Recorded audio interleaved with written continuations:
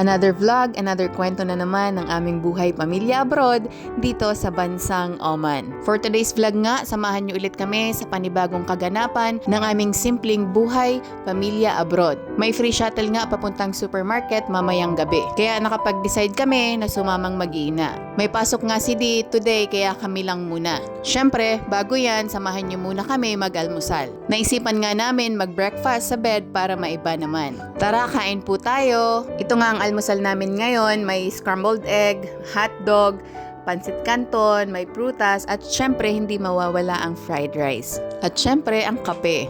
Ang sarap ng ganitong almusal. Kaya pasensya na po sa mga matatakam. Sarap talaga ng ganitong almusal. Pinoy na Pinoy, kaya naman sobrang nakakamiss ang Pilipinas.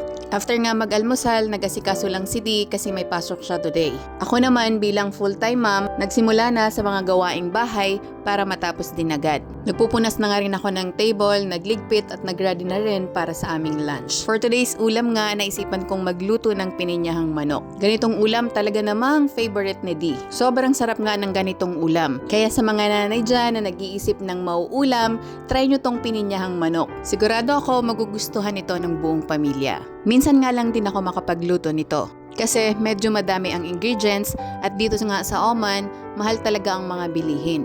O siya, magsimula na nga tayong magluto. Siyempre, gigisahin muna natin ang bawang at sibuyas. Then, antayin lang natin lumabas ang aroma. Mga ganitong ulamin talaga namang mamimiss mo ang Pilipinas. Sana by next year, kung ipagkakaloob ng Lord, makauwi kami ng Pilipinas. Medyo mahirap lang kasi sobrang mahal ng ticket at 3 pa nga kami. Pero ang maganda, si Di, every year ang ticket niya ay free. Pero syempre, tiwala lang at kapit sa Panginoon. Walang imposibleng biyaya kapag naniniwala tayo sa Kanya. Maikwento ko nga, last year umuwi din kaming buong pamilya. Wala nga sa plano namin, then nagulat na lang kami may malaking blessing na dumating sa amin. Kaya sobrang saya namin na nakauwi kami. Kaya sa buhay natin, minsan may mga plano tayo pero hindi natutupad at may mga hindi rin tayo plano pero nangyayari. Ibig sabihin nga nun, mas mabuti ang plano ng Panginoon kaysa mga plano natin. O siya, balik na nga tayo dito sa video. Nagisa ko na nga ang bawang at sibuyas at sinunod ko na rin ang manok. Nakalimutan ko nga ang kamatis kaya naiuna ko ang manok. Ang manok nga pala, minarinate ko lang sa pineapple juice.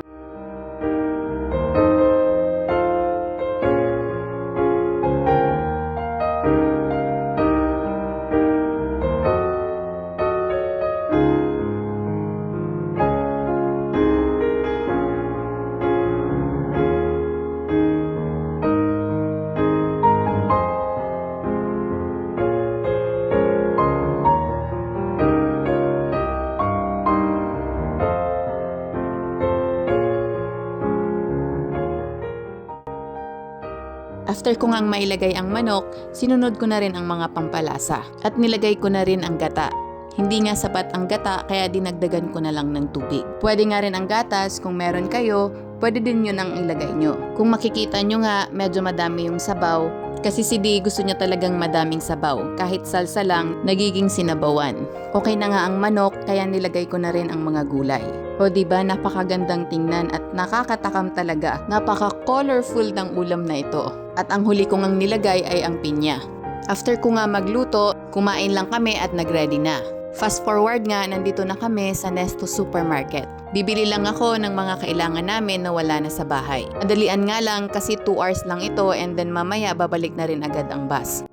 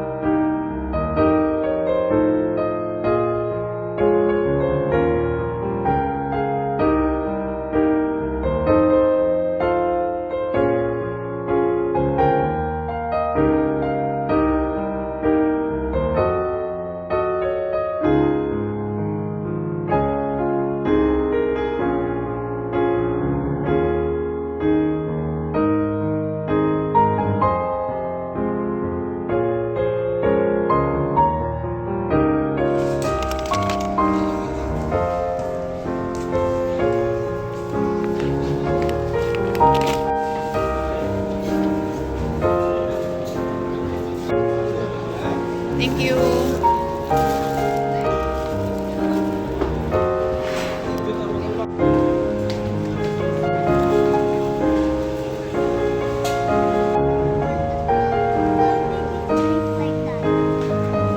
Yeah?